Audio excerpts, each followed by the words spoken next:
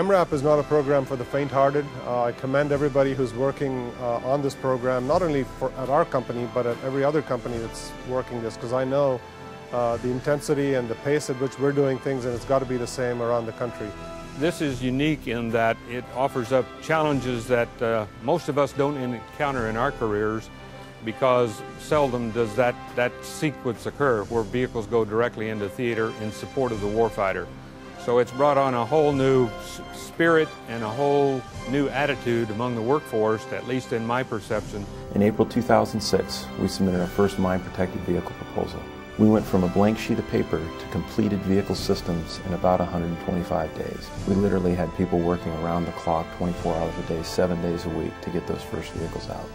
Schedule, what's critical is, as the most important program within the Department of Defense is, to get these vehicles fielded rapidly.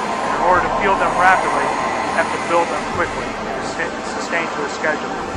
If the capsules were welded manually, you basically get one capsule per day. What Weld Automation allows us to do is to produce between 5 and 10 capsules a day, meaning that we can field these more rapidly.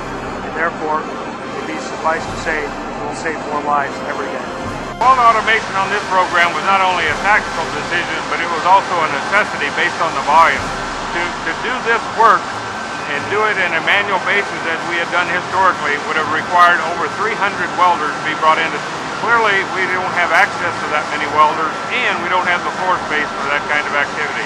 So Weld Automation was an absolute necessity.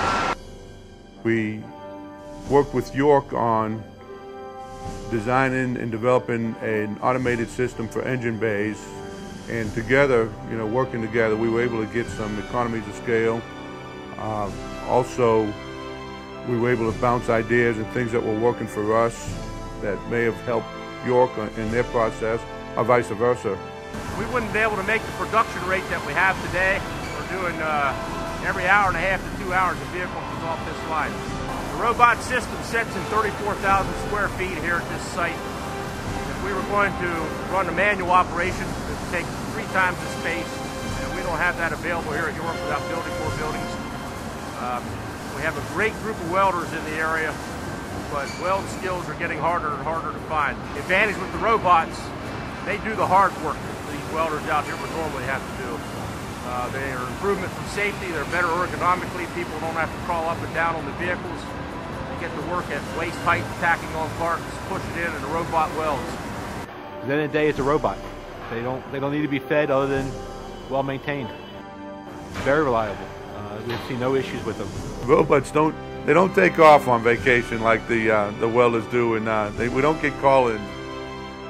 Quality of the welds are repeated every single time, so that from a quality standpoint makes a great benefit.